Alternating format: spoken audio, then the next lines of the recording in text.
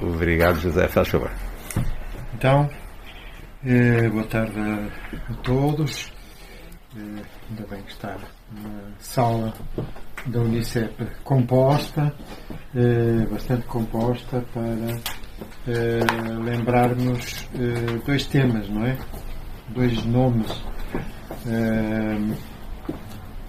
Armando Castro e Luís de Camões, porque o pretexto é esta reedição, pela página a página, de um livro muito bom, muito interessante, cuja leitura eu recomendo vivamente e que é, o Rui vai fazer o favor de mostrar a capa, Camões e a Sociedade do Seu Tempo, reedição da página a página. Portanto, uma nova edição deste livro. Eu devo advertir que não sou nem especialista em Camões, sou um leitor, grande admirador e posso dizer que apaixonado pela escrita de Camões, quer nos Lusíadas, quer na lírica. Enfim, porque comecei a ler Camões relativamente cedo, ainda acho que até posso dizer que ainda comecei a ler na infância, não é? Mas li sobretudo na adolescência e assim continuei, e tenho uma consciência muito aguda da importância que Camões tem para a história da literatura portuguesa e para a história da poesia portuguesa. Portanto, não há em Portugal poetas dignos desse nome indiferentes a Camões. E eu também não sou indiferente a Camões. Mas não sou um camonista. Aliás, os camonistas são poucos em Portugal. São infelizmente cada vez menos.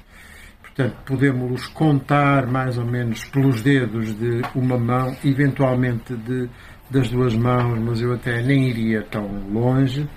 E, portanto, eu estou muito longe de pertencer a esses happy few, porque esses são, enfim, aquelas pessoas que ensinam Camões na Universidade de Lisboa, na Universidade de Coimbra, na Universidade do Porto, na Universidade do Minho e pouco mais, não é? Infelizmente, tem falecido especialistas e nem sempre têm sido substituídos por gente das gerações mais jovens. E, por outro lado, sou tudo menos especialista em Armando Castro, que é uma personalidade que eu me admirei, que eu me habituei a admirar, mas que, por ser alguém que pertence a uma área, enfim, que não é a minha área, porque Armando Castro era sobretudo um cientista social, quer dizer, era alguém que trabalhava na área das ciências sociais, numa certa área da economia e do direito e da história da economia, como aliás o Rui lembrou. Isto enquanto professor e enquanto investigador, enquanto cientista, não é? Porque enquanto cidadão, digamos assim, enquanto cidadão político, não é? Era uma outra coisa, enfim, era um resistente.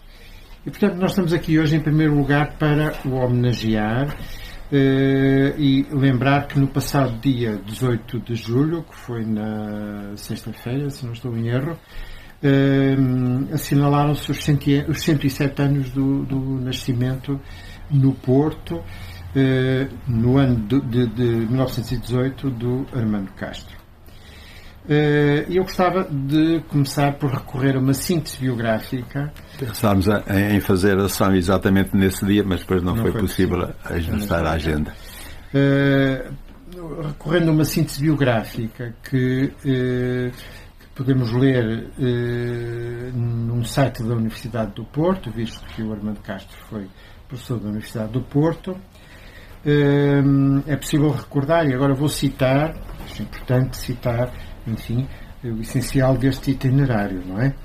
Em 1936 ingressou na Faculdade de Direito da Universidade de Coimbra, tendo-se graduado em Ciências Jurídicas em 1941 e, posteriormente, em 1942, licenciando-se em Ciências Político-Económicas.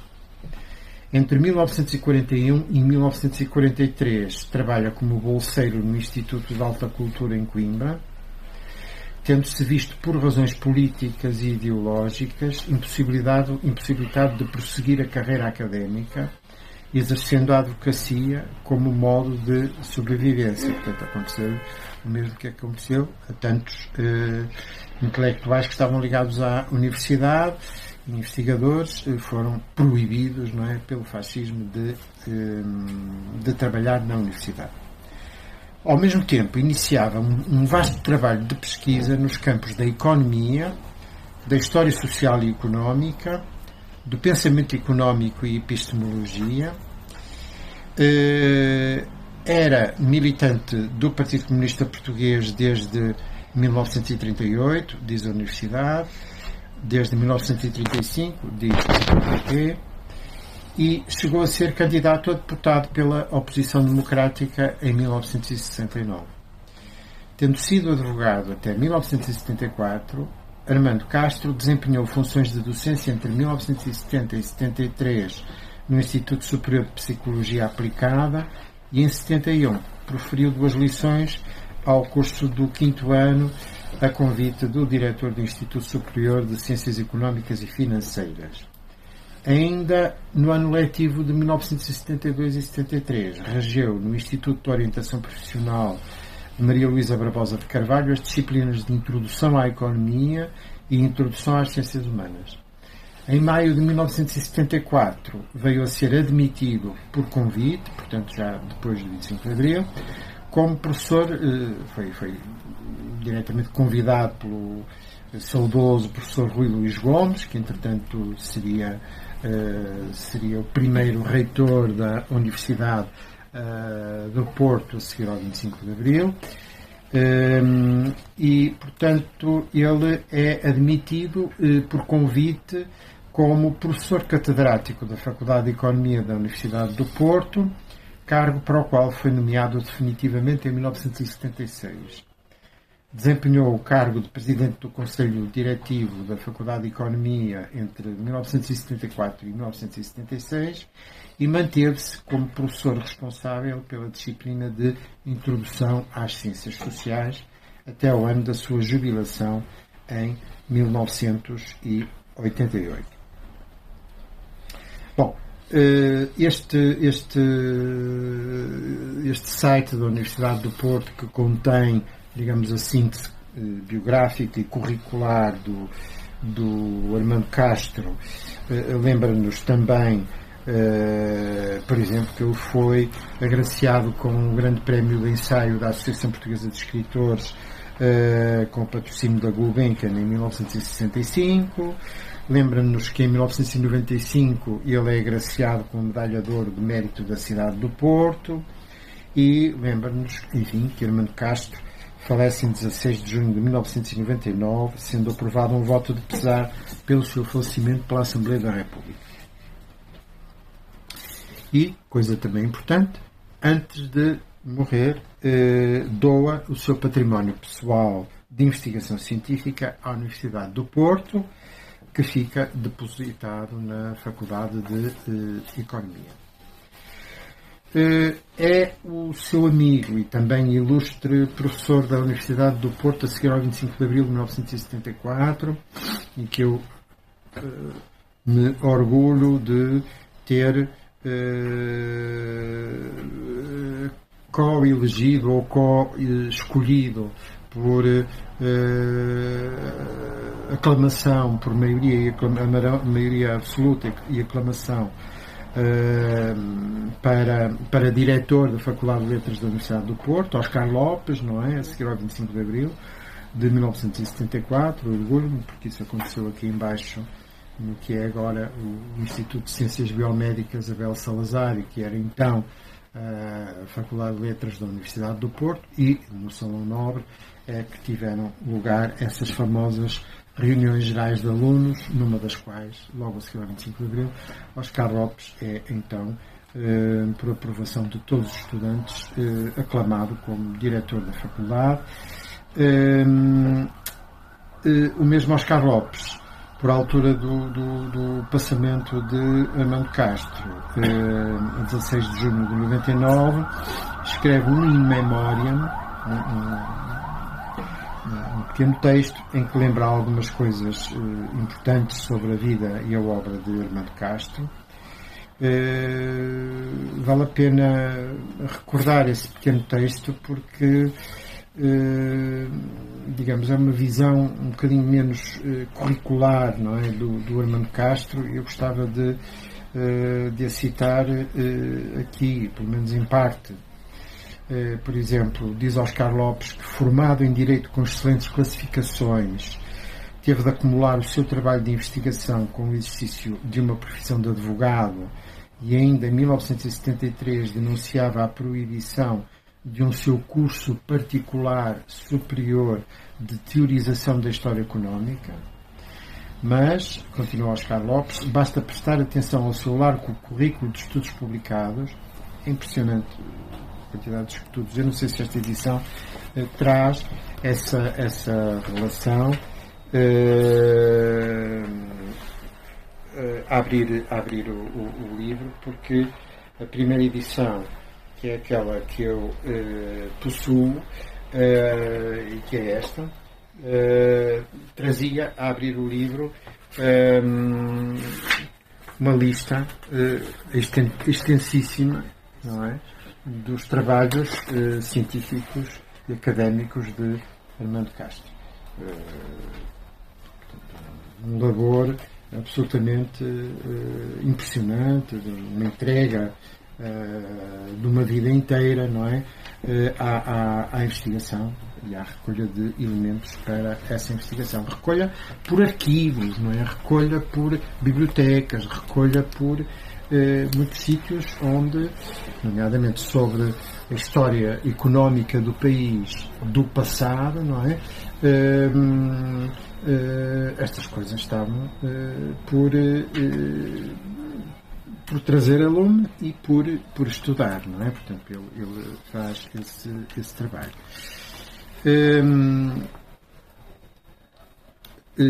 Oscar Lopes lembra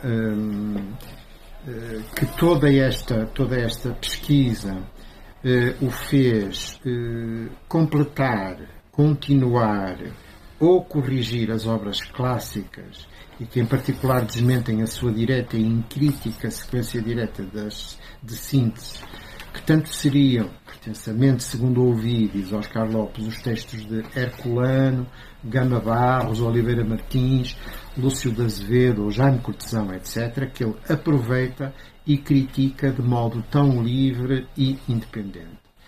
O leitor facilmente encontra referências à Torre do Tombo, a arquivos estrangeiros ou regionais que a incapacidade de alguns críticos dificilmente sentiam ao alcance de um advogado sem privilégios académicos, porque não os tinha, não estava ligado a nenhuma instituição formalmente. É que a cada passo tinha de adiar o seu trabalho profissional de advogado e preparar seminários ou conferências, tinha que escrever artigos de pretexto comemorativo para se manter em dia e poder e travar conhecimento com especialistas, e tinha de utilizar um bom ensejo local de investigação por sua conta. Foram pelo menos 2 decénios de um esforço de que é natural poucos se sentirem capazes e que só uma disciplina férrea lhe permitiu manter, dos anos 30 aos anos 70, quando o 25 de Abril lhe bateu à porta na figura já gasta mas intrépida do professor Rui Luís Gomes, que lhe abriu as portas de uma faculdade. Oscar Lopes continua e depois salienta aquelas que, para ele, são as obras mais importantes publicadas por Armando Castro. Por exemplo, a Revolução Industrial em Portugal no século XIX, por exemplo, a evolução económica em Portugal nos séculos XII a XV, são 9 volumes, seguido de um décimo. A História Económica de Portugal em 2 volumes, que está editada pela Caminho. Os Estudos de História Socioeconómica Portuguesa, 1972. E a partir de 1975 publica uma série sobre teoria do conhecimento científico. E quando ele morre, portanto, Oscar Lopes, folheando a revista Vértice, não é? Recorda que ele publicou na revista Vértice, notem, um advogado que depois é também economista e que é depois investigador em História Económica, nota que ele tinha publicado artigos, como ele aliás já sabia, não é? Artigos sobre Gil Vicente, sobre Fernão Mendes Pinto e sobre Luís de Camões, não é? Sobre Luís de Camões. E devem-se 2 estudos que focam as condições ideológicas da história da literatura portuguesa entre 1890 e 1910 e entre 1925 e 1985. Portanto, era, digamos, era um humanista, não é? Portanto, era alguém que se interessava por múltiplas áreas do saber, que as sabia relacionar porque tinha inteligência, leitura, estudo e talento para tal. E portanto, não estranhamos encontrar na obra dele estudos sobre literatura.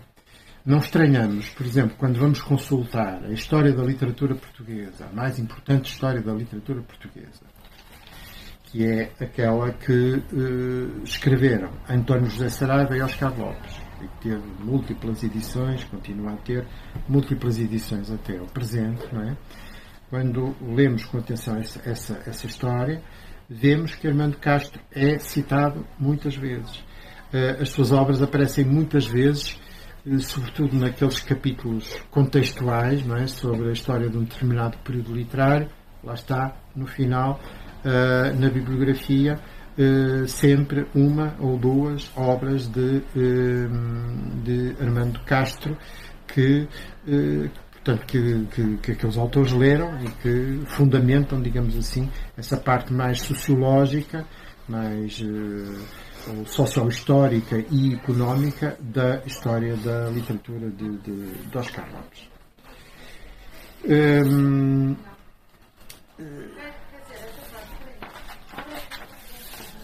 É pena que muitas destas coisas estejam, aliás, o próprio Oscar Lopes o diz, na altura, em 1999, muitas dessas coisas não estejam reeditadas, não é? Portanto, apenas sejam consultáveis em bibliotecas. Portanto, entre outras coisas, o Oscar Lopes lembra, nestas palavras, o facto de um jurista e economista e cientista social, de cultura multifacetada, aberta ao cruzamento de saberes e com uma curiosidade e um espírito investigativo indeclinável e indefetível, ter devotado também o seu olhar à literatura portuguesa, maiormente em textos sobre Gil Vicente, Fernão Mendes Pinto e Camões.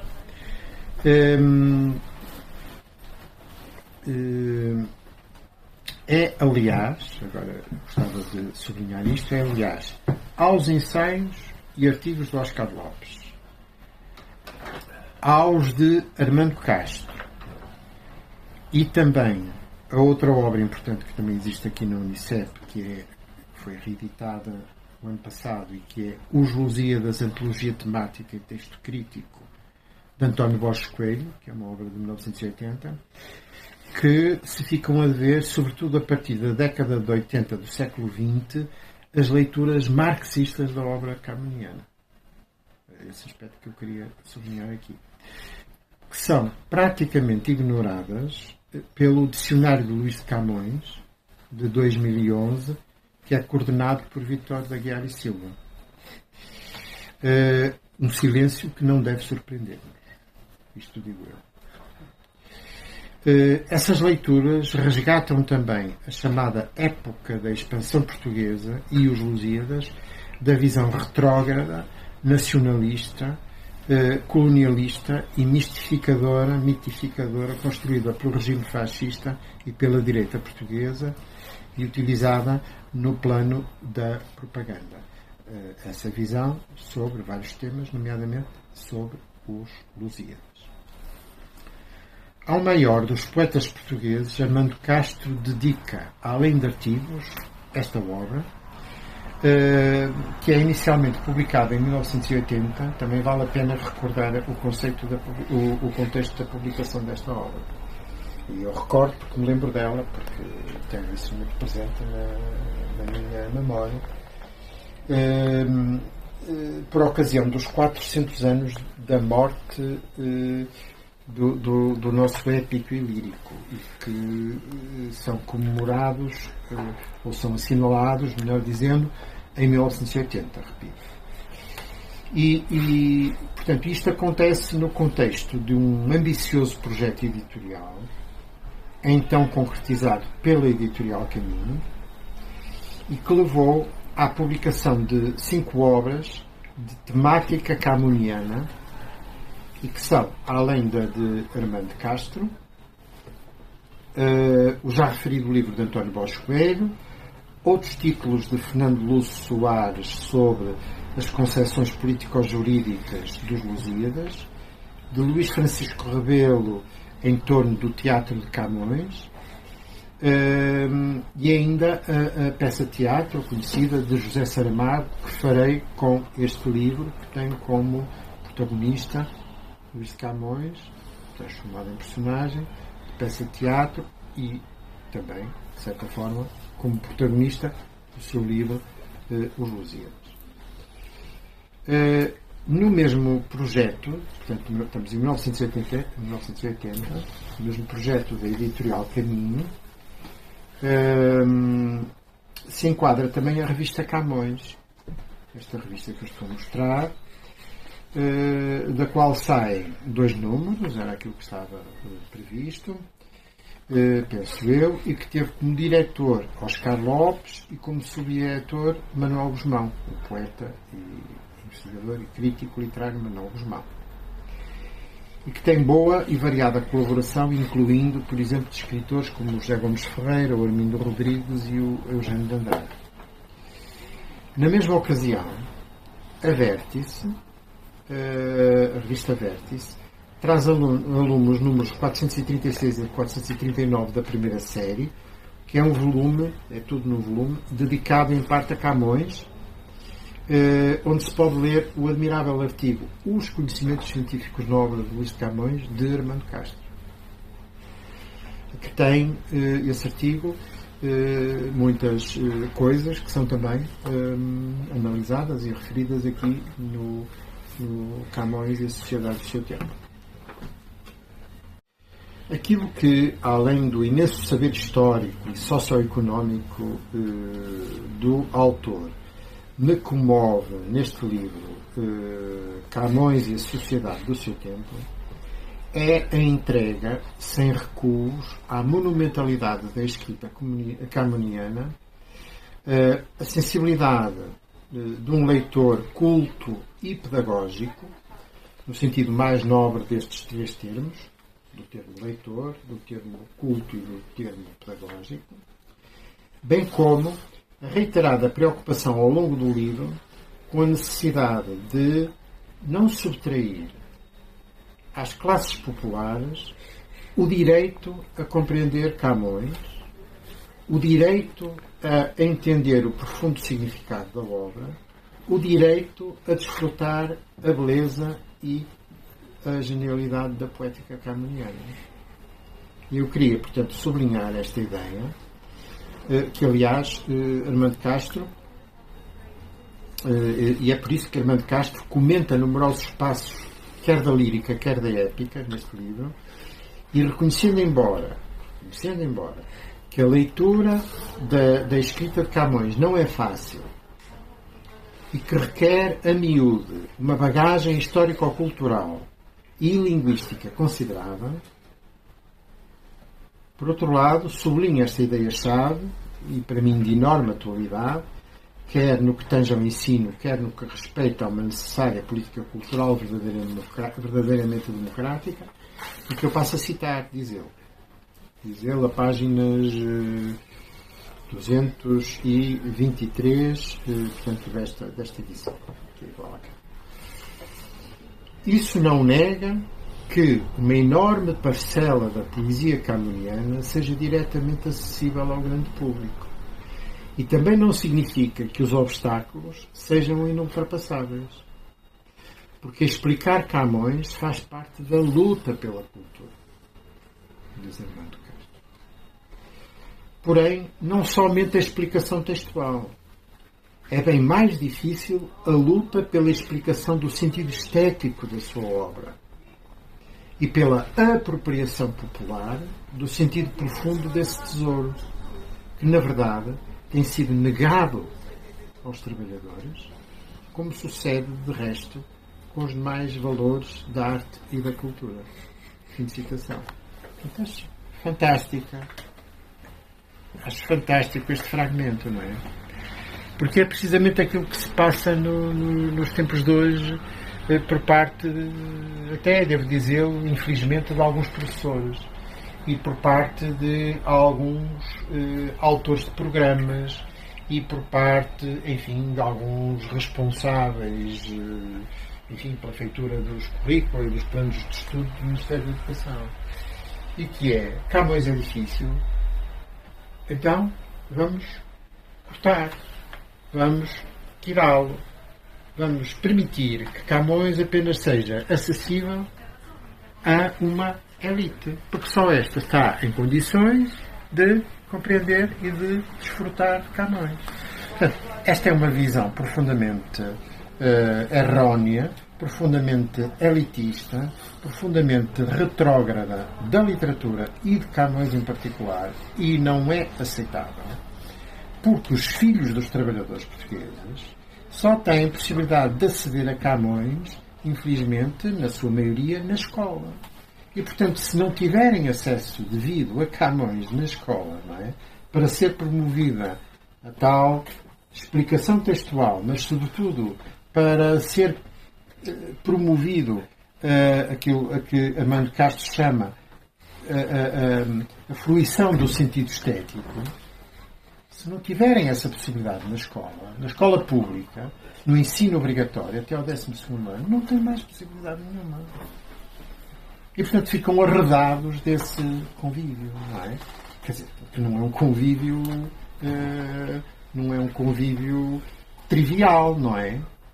É um convívio no plano da inteligência, no plano do desfrute estético, no plano de ser capaz de aceder aos discursos da complexidade.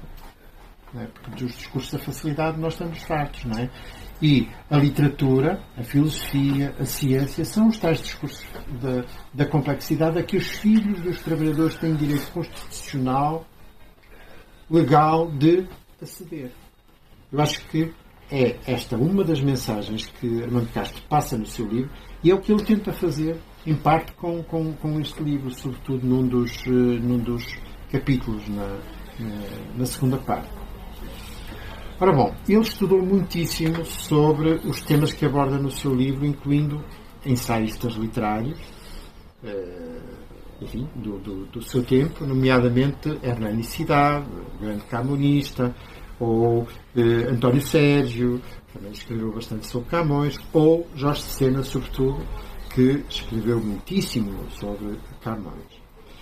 Ele ama, além disso, o poeta dos Lusíadas e compreende o significado da epopeia e por isso tem a abrir o seu livro esta proclamação luminosa que eu também vou citar, que é: Camões e os Lusíadas são a expressão do que foi a contribuição universalista do povo português à inter-relação solidária dos povos da terra ao longo de uma trágica e grandiosa luta plurisecular de ultrapassagem da pré-história do género humano. Fim de citação. À introdução, que é intitulada A Arte e a Cultura na Objetivação Humana, segue-se uma primeira parte fundamental em que nos é traçado o retrato da sociedade quinhentista portuguesa, da sua rígida hierarquia e estratificação, classes, da sua dinâmica socioeconómica e das suas tensões sociais, aspecto fundamental para entendermos quem teria sido o pequeno nobre, se é que foi pequeno nobre, Luís Vaz de Camões, e as razões por que diz o que criticamente nos diz sobre a sociedade do seu tempo, sobretudo na épica, mas também na lírica.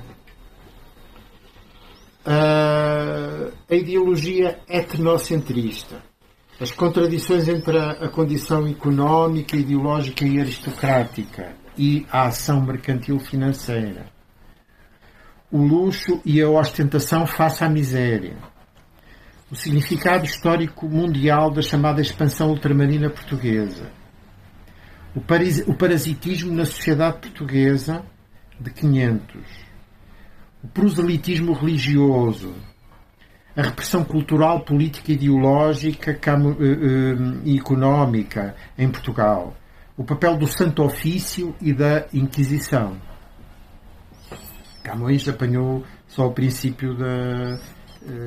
Camões e a publicação dos Lusíadas apanharam só o princípio da ação, digamos, da Inquisição e da censura da Inquisição. O censor, evidentemente, que leu os Lusíadas e censurou partes e obrigou certamente Camões a mudar ali algumas coisas, não é? Mas deixou passar os Lusíadas tal como nós os conhecemos hoje, não é? Mas depois o trabalho da Inquisição seria mais feroz nos tempos que se seguiram. E o mesmo inquisidor que censurou, que passou a pente fino, ainda no reinado de Dom Sebastião, os Lusíadas de Camões, não é? Foi o mesmo que mais tarde, não é? Viria a dar uns golpes mais fundos nos Lusíadas, não é? E a impedir, digamos assim, que os Lusíadas circulassem com o texto com que hoje os conhecemos. Portanto, o trabalho censor da Inquisição piorou. O Armando Castro, da altura, diz esta coisa que também acho muito importante para nós olharmos com outros olhos mais justos e mais modernos para Camões, quando ele diz: Camões não cantou somente os reis, os grandes capitães e os almirantes. Na exaltação dos feitos dos portugueses, da nossa história trágico-marítima, está também essa plebe anónima envolvida no reconhecimento do seu heroísmo pelo próprio Deus Júpiter, Deus dos deuses. Fim de citação. A segunda parte do livro acompanha compreensivamente mais de perto o percurso do homem Camões e do poeta Camões, e por isso abundam aí os fragmentos da obra camoniana. Portanto, é aí que o Armando Castro é mais pedagógico, vai comentando fragmentos dos Lusíadas, fragmentos dos sonetos, fragmentos das canções, das eclogas, etc. E porventura, portanto, como digo, é esta a secção talvez mais pedagógica, pois o autor quase nos oferece um guia para a leitura de Camões, do ponto de vista que lhe interessa enfatizar. Sendo um homem de investigação e de ciência, o Armando Castro, não se estranha que a obra contenha numerosas e úteis notas ao texto, que devem ser lidas, a par de um índice dos versos de Camões transcritos, de um utilíssimo índice analítico, que eu penso que foi mantido nesta reedição, e que nos permite chegar aqui, por exemplo, à página 255, e ver por ordem alfabética quais são os grandes temas, os grandes tópicos que ele, Armando Castro, aborda neste seu livro a propósito de Camões e dos Lusíadas.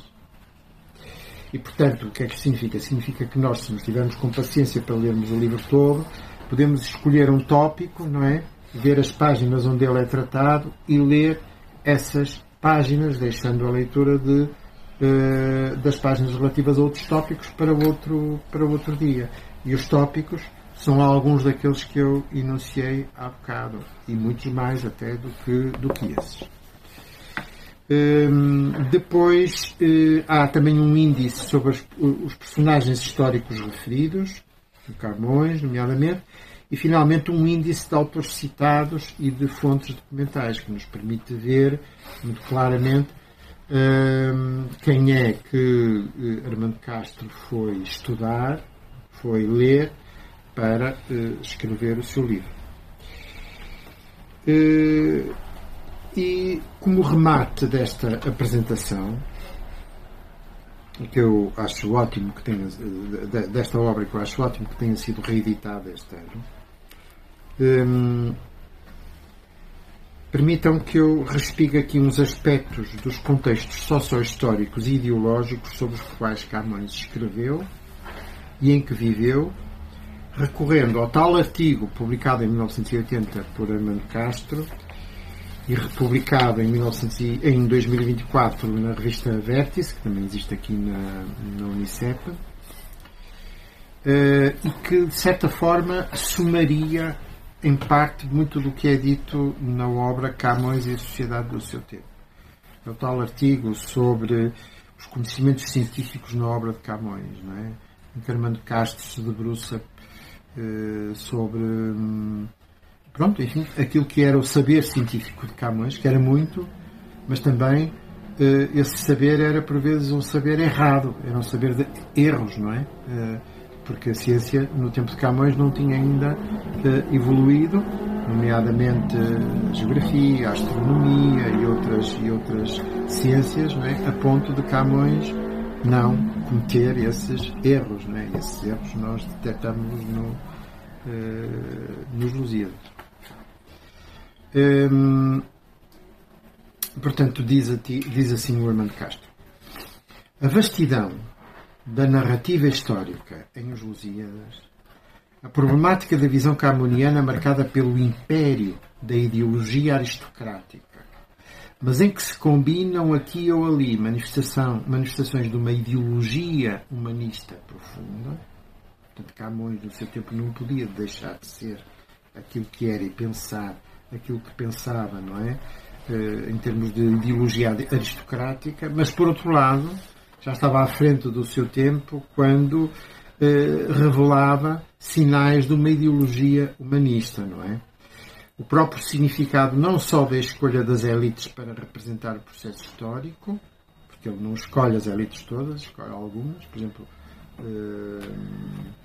ele sobre o Infante Dom Henrique não fala.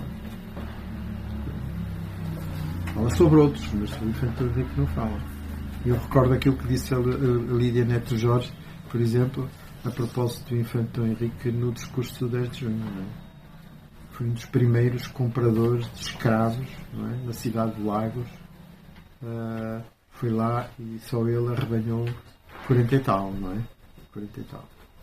Para uso próprio. Não é? Escravos africanos, não é? Portanto, não poderão deixar de se sublinhar os próprios conhecimentos das realidades económicas mais variadas que os Lusíadas registram. Não é apenas no que respeita ao poder do ouro e do capital mercantil, cujas implicações negativas o poeta sublinha mais do que um passo, de acordo com a sua concepção do mundo. Trata-se da capacidade para assinalar realidades quinhentistas desse género. São, por um lado, os objetivos mercantis da expansão ultramarina, a par do proselitismo religioso e da luta mortal contra o hegemonismo árabe. Portanto, isto é uma coisa indesmentível e não podia ser de outra forma. Já o Oscar Lopes falava da senha contra o ismaelita no Lusíadas, não é? Isto é um facto. E, portanto,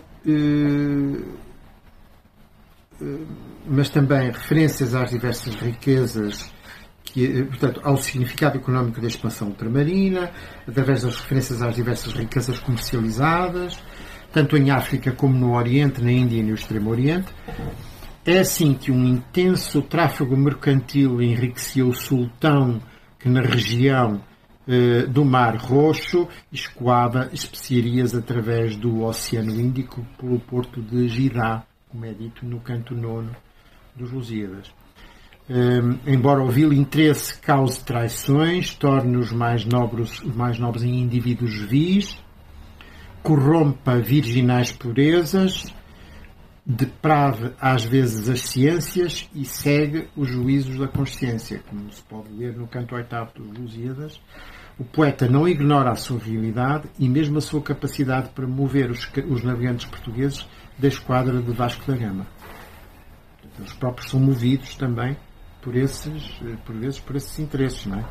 Eles levam consigo, além de alguns habitantes de Malabar, a pimenta ardente, a seca flor de banda, a noz e o negro cravo, que faz clara a nova ilha Maluco, com a canela, com que Ceilão é rica, ilustre e bela, como se pode ler no canto 9 dos Lusíadas. Camões fala, inclusive, em grandes centros económicos europeus, como sucede a propósito da viagem do Magriço, que depois de passar Leão Castelo em Navarra, atravessa os Pirineus e, viajando pela França, chega ao grande empório da Flandres. Canto 6. Todos estes aspectos são, por certo, conhecidos. Não foram mencionados por Camões, senão para vincar que a circunstância de se não poderem atribuir a Camões conhecimentos científicos de que não podia dispor no seu tempo, não significa de forma alguma que essa objetivação de uma dimensão histórica necessária diminua o significado cognitivo do conteúdo da sua mensagem estética. Porém, essa dimensão, conclui Armando Castro, não se manifesta tão somente no acervo impressionante de conhecimentos que o grande poeta tinha, expressa-se de maneira não menos significativa no seu alcance social, humano, ético e mesmo gnoseológico, desde uma perspectiva histórica. Fim de citação de Armando Castro. Bom, eu penso que não restam dúvidas, e com isso concluo, sobre a importância deste livro, sobre a importância dos artigos de Armando Castro, para nós termos uma perspectiva dos Lusíadas e da lírica camoniana, que nos abre para uma releitura crítica, uma releitura sem mitificações e sem mistificações passadistas da obra que continua inigualável do poeta de Os Lusíadas. E era isto que eu queria partilhar com vocês, estimulando muito à compra, à leitura deste livro, que é um livro que, do meu ponto de vista, não se lê com dificuldade. É um livro que se lê com prazer e que se lê com o sentido de estarmos a aprender coisas que realmente não sabíamos sobre a época de Camões e sobre a sociedade do seu tempo.